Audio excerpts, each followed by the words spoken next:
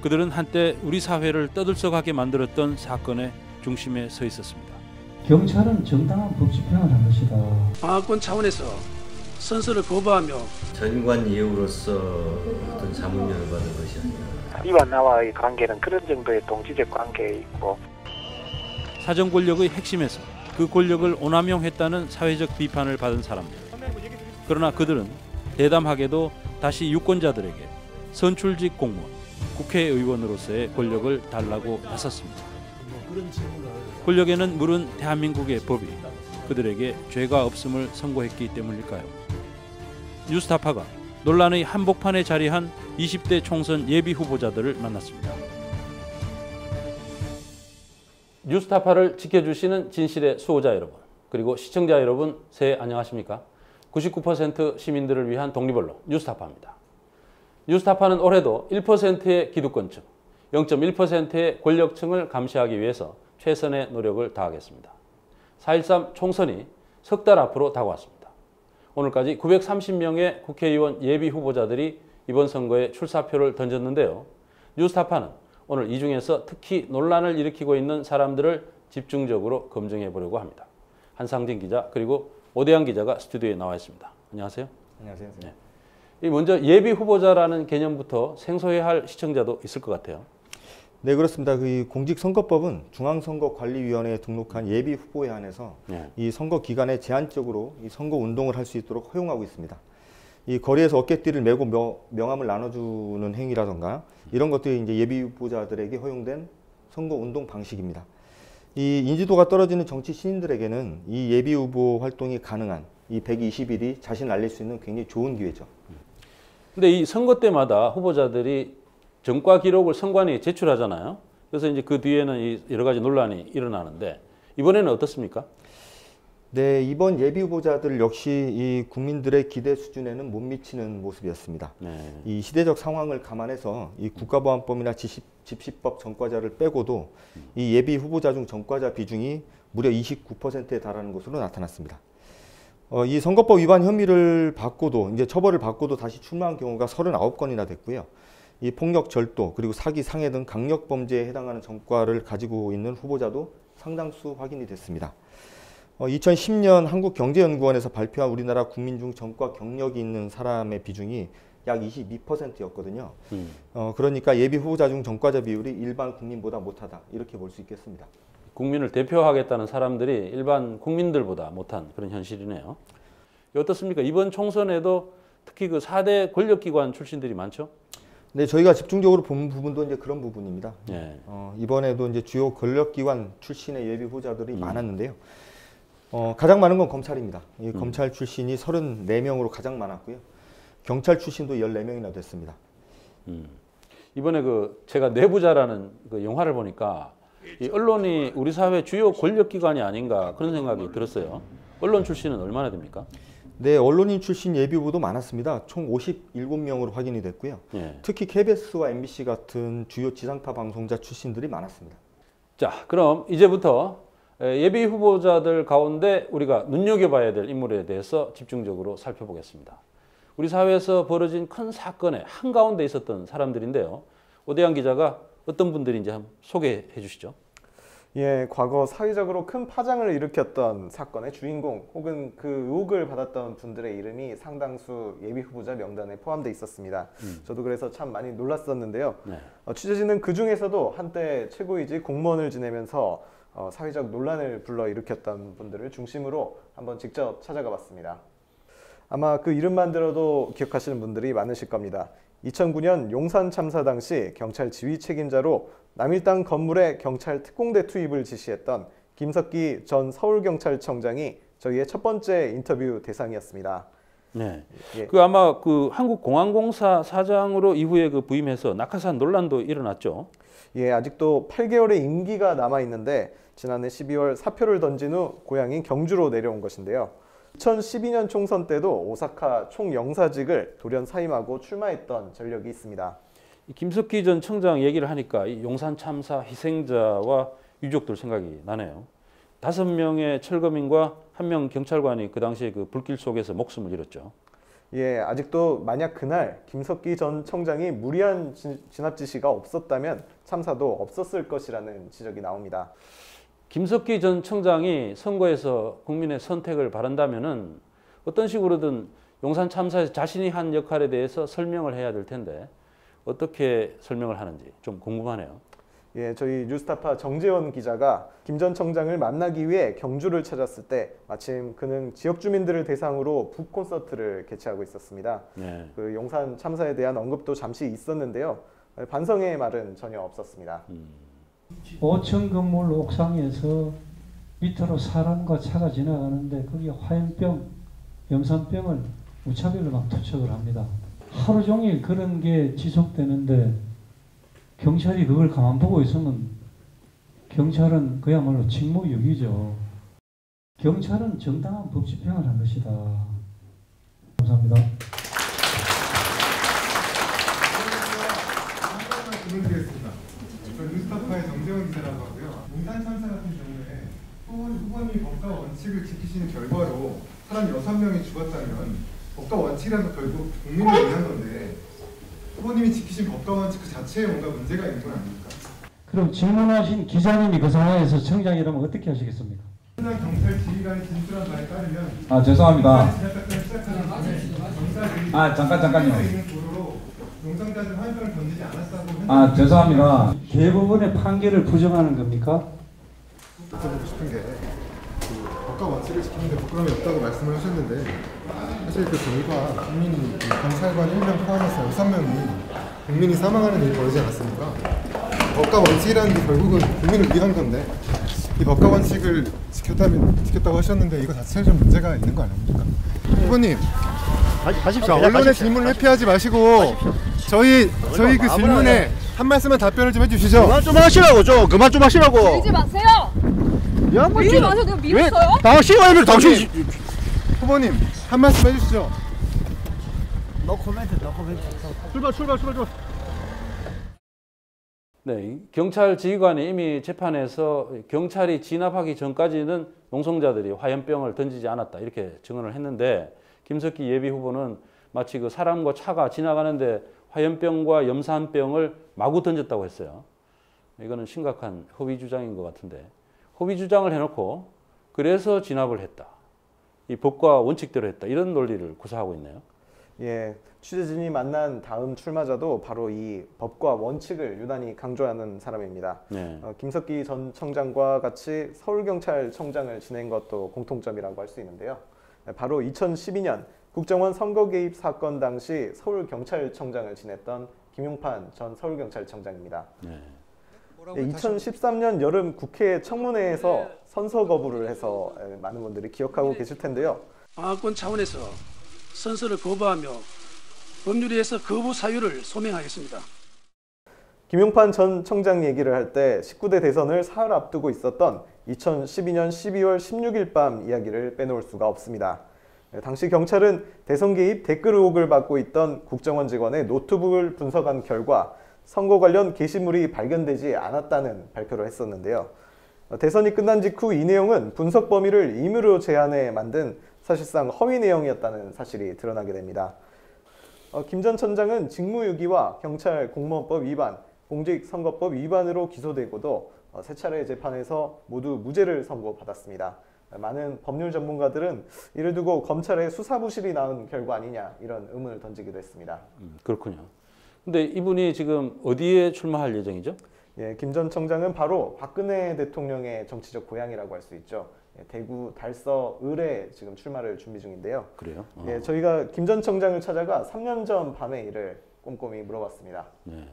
결과적으로 또 근데 이제 뭐 오유에서도 그렇고 나중에 트위터 상에서도 좀 부적절한 그 이제 국가기관의 행태들이 뭐 사실로 드러났었는데요. 나중에 보니까 뭐 있다고요. 조금 더 신중했으면 됐지 않나 이런 아쉬움 없으십니까? 근데 이제 수사 결과 발표가 아니고 중간 수사 결과인데 그 중간 수사의 핵심이 뭐냐면은 바로 소위 말하는 민주당에서 나름대로 지목한 저 여직원의 컴퓨터를 훑으면은 다 나온다 해서 지목을 하고 그 여직원의 컴퓨터를 분석을 했잖아요. 그 분석한 걸 발표하라는 것이 바로 우리들이 주어진 당시의 일의 핵심이었습니다. 재차 여쭤보겠습니다. 그날 11시에 중간 그 수사 결과 발표, 지금 따져봤을 때 정치인으로서 봤을 때 결과적으로 조금 그래도 놓친 부분이 있는 거 아닙니까? 수사에 완전을 기해야 되는 거 뭐. 그런데 이걸 아셔야 돼요. 오히려 정치적으로 봤을 경우에 아까 제가 말했듯이 어려울 때는요, 원칙을 지켜야 돼요. 불미스러운 일에 연루됐다는 그 자체에 동의할 수가 없어요. 그거는 정말 불미스러운 일을 만들어낸 자들의 저는 던지고 싶어요. 이거 보세요. 제가 무죄확정 판결 났음에도 불구하고 누가 하나 사과한 사람 있습니까? 책임지는 사람 있습니까? 저는 피해자인데도 불구하고 한 명도 유감 표명 책임 사람이 없습니다. 네, 오히려 자신이 피해자라는 얘기인데 100번 양보해서 자신이 주도한 중간 수사 결과 발표가 절차적으로 문제가 없었다고 해도 결과적으로는 이 사실이 아닌 얘기로 전 국민을 현혹시킨 꼴 아닙니까? 네, 저도 바로 그래서 그 책임을 느끼는지 여러 차례 반복해서 물어봤는데 김 전 청장은 끝까지 그 책임에 대해서 언급하지 않았습니다. 네. 예, 그러면 다른 예비 후보자들을 한번 살펴볼까요?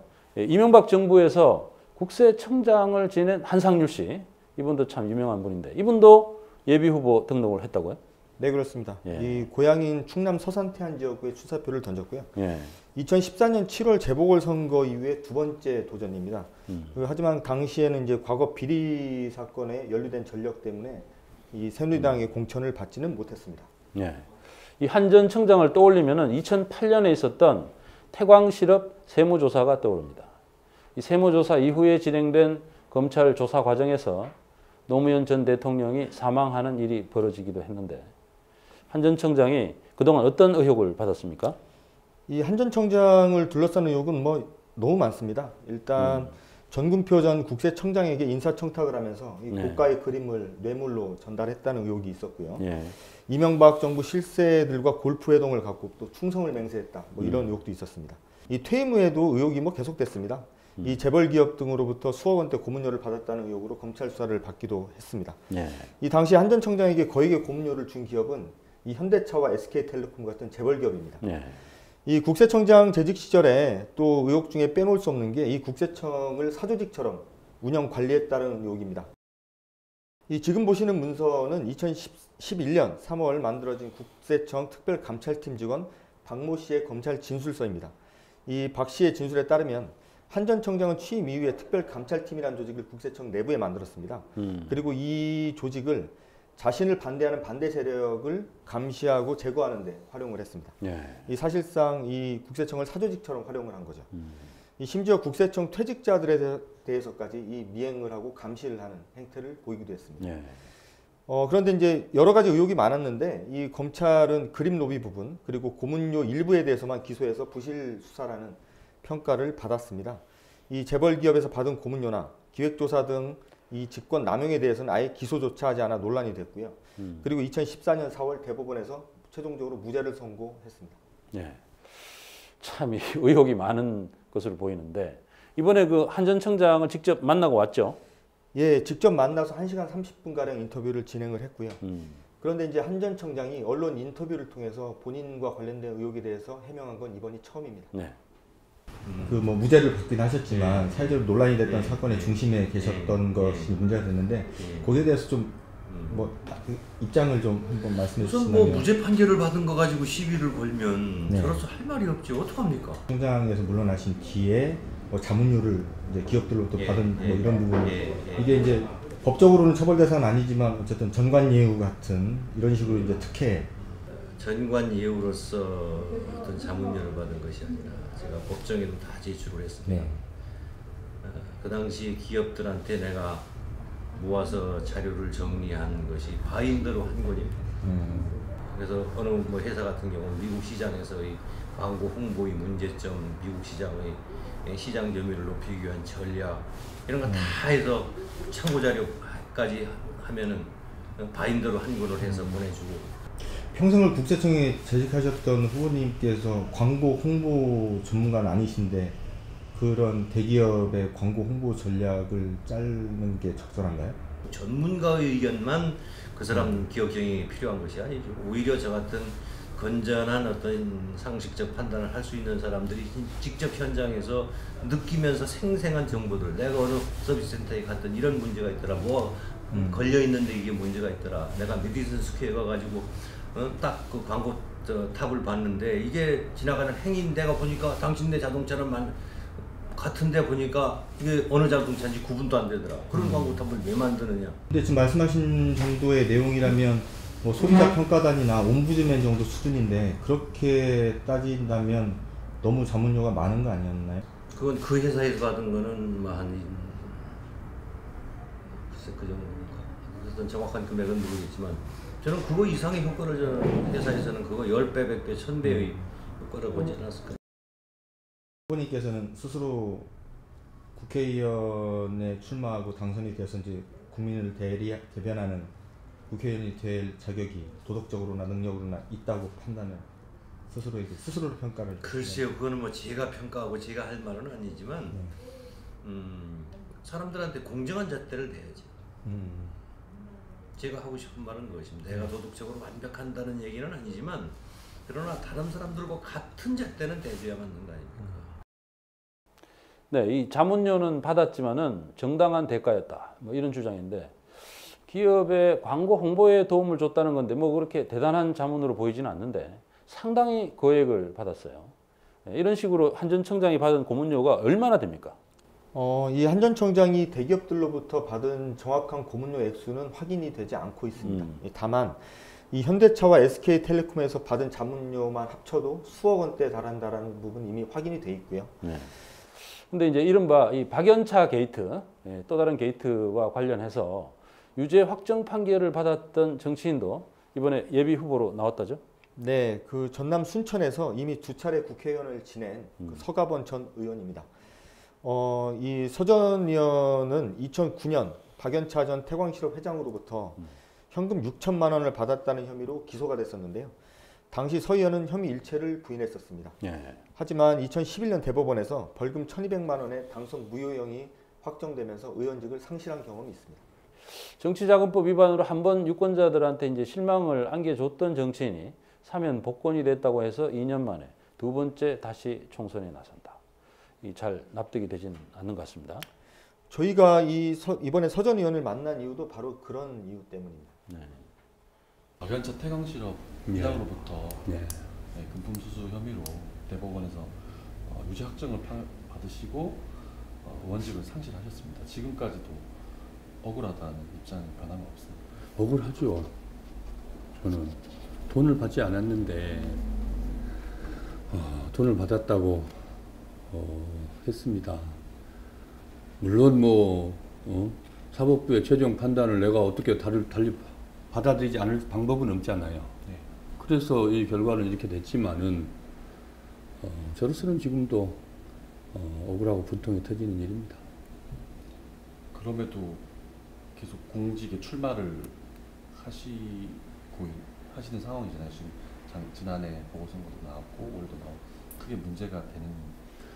예, 그거는 우리 당헌 당규에 이른바 이 정치관계법, 선거법이나 또는 정당법이나 정치자금법 관련돼서는 금고 이상, 이른바 집행유예 이상의 형을 받은 사람들에게 그런 페널티를 주고 있거든요.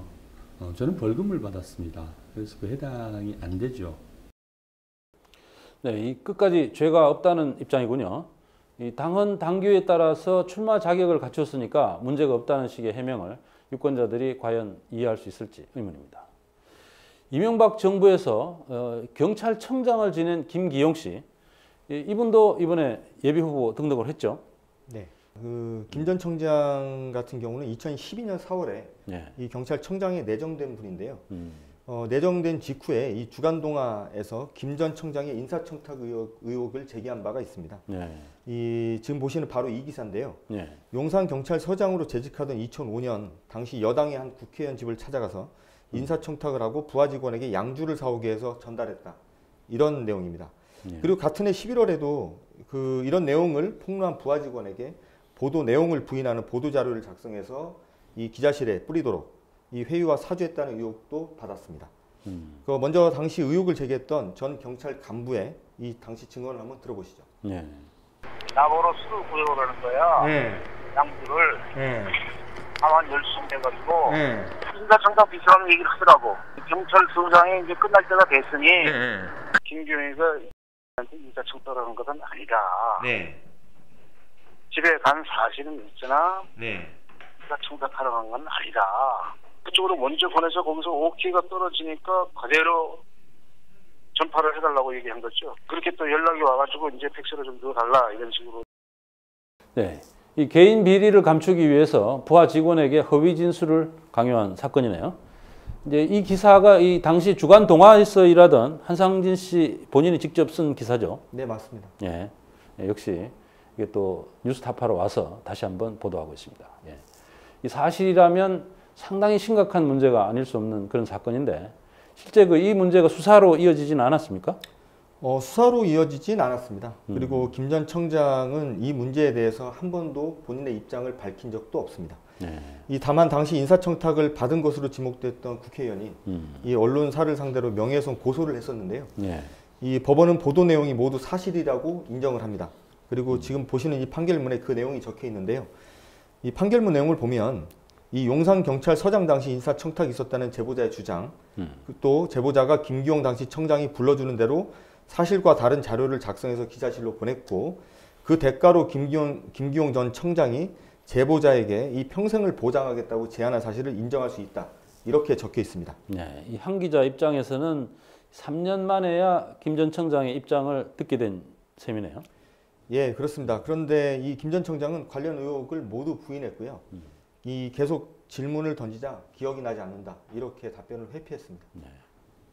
경찰청장 네. 그 내정되셨을 때 그 언론에 보도가 됐었던 그 인사청탁 의혹 문제. 그거는 법원에서 벌써 이미 뭐 판결이 난 사안인데.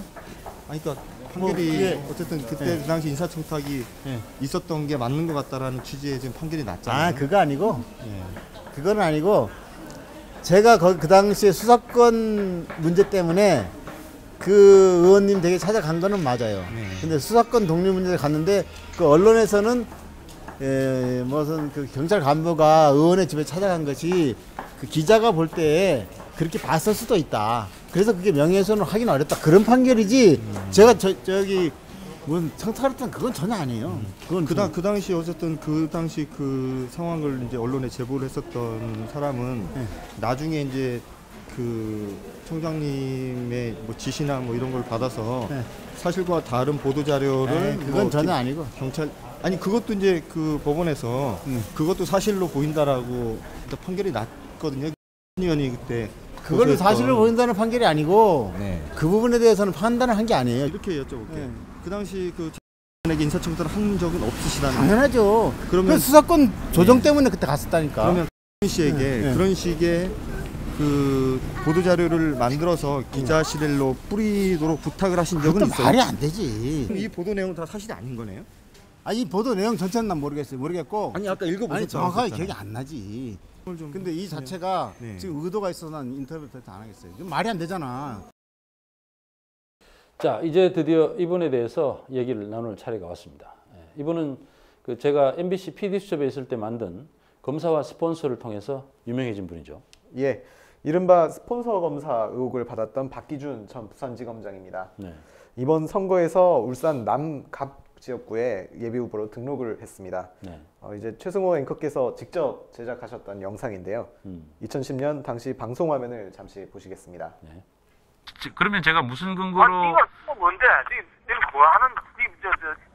지금 무슨 PD야? 예. 검사한테 전화해서 왜 확인을 하는? 박근사의 말할 대로 진짜 뭐 속된 말로 우리가 뭐 술을 함도 무스며 어이 함독을 했나 막말로 원내까지 갔다면서 우리. 그때 제보자가 준 명단에 57명의 검사들이 있었는데 박기준 부산지검장이 그 가장 중심 인물이었거든요. 그 사건으로 부산지검장에서 면직 처분을 당했는데 국회의원이라는 공직에 나가겠다니까 어떤 생각인지 좀 궁금해지네요. 예, 저희도 그 부분이 궁금했는데요. 네. 얼마 전 선거 사무실을 마련한 박 전 검사를 찾아가 출마 해변을 들어봤습니다. 네. 지역의 어떤 건축가한테 네. 뭐 뇌물이라든가 뭐 이런 것들을 받아가지고 면직 처분 취소 그 소송을 냈다 패소 끝내 하시고 네. 이런 그런 길들이 있으신 거잖아요. 뭐 그런 질문을 아마 충분하게 하실 수 있다고 생각을 합니다. 근데 아까 이제 질문 중에 무슨 뭐 뇌물 받고 뭐 했다는 그 이야기는 그건 사실이 아니고 판결문에 네. 정영재 씨로부터 호텔비 그리고 뭐 이렇게 회식비 이런 것들을 접대를 받았다 이런 부분들 판결문에 명시가 정확히 돼 있더라고요. 그 부분은 그 당시에 그 사건은 그러니까 정이라는 사람이 그 부산 검찰청에 변호사부 위반으로 구속이 돼 있었어요. 그런데 구속이 돼 있는데 본인이 좀 선처를 해달라고 했는데 우리는 이제 법과 원칙을 지켜서 다 이제 기소를 했죠. 기소를 해서 이제 거기에 대해서 이제 불만을 좀 가지고 결국은 이제 뭐 그런 과거의 검사들하고 알고 지내던 관계를 이제 언론에 제보를 했는데 그 아까 말씀하시는 그 부분은 특검을 통해서 다 혐의가 없는 걸로 그렇게 정리됐던 사항입니다. 국내 대표자가 되시기에 어떤 부끄러움이라든가 문제가 없다라고 판단하신다는 거죠?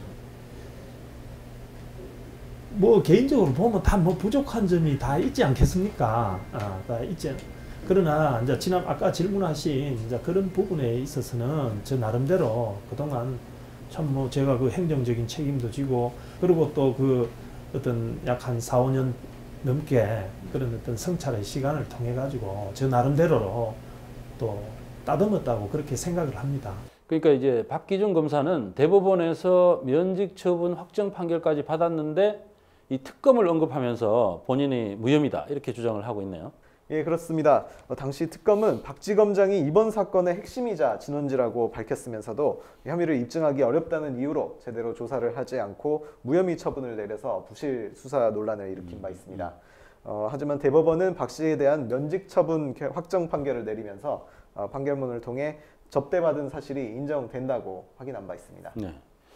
이 사실 뭐 접대받은 사실이 있을 뿐 아니라 수십 년 동안 스폰서와 가깝게 지내면서 후배 검사들을 데리고 가서 스폰서를 받아가지고 이 스폰서 문화를 확산시킨 가장 중심 인물인 그런 인물인데 이 특검에서 무혐의 받은 것만 이야기하니까 마치 아무런 잘못이 없는 것처럼 포장이 돼버리네요.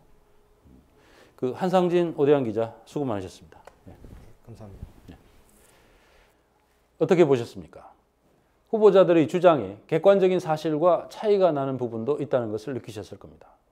각 정당이 사실과는 거리가 있는 후보자들의 주장을 꼼꼼히 따지고 검증해서 부적절한 후보는 선거판에 내놓지 않아야 하고 그래도 나오는 인물들은 언론이 검증해서 유권자가 판단하도록 해야 하는데 우리 현실은 정당이나 언론이나 그 역할에 충실하지 못합니다. 그래서 결국 모든 부담이 유권자에게 돌아가게 되는데요. 유권자 여러분께서는 어느 정당이 문제가 있는 후보들을 확실히 걸러내는지 또 어느 정당이 부적절한 후보에 눈 감는지 유념해서 보시고 그래도 나오는 부적절한 인물들은 직접 걸러내기도 하셔야 할 것 같습니다. 뉴스타파도 앞으로 계속 후보자 검증을 해나가겠습니다. 오늘 뉴스타파 여기서 마치겠습니다. 감사합니다.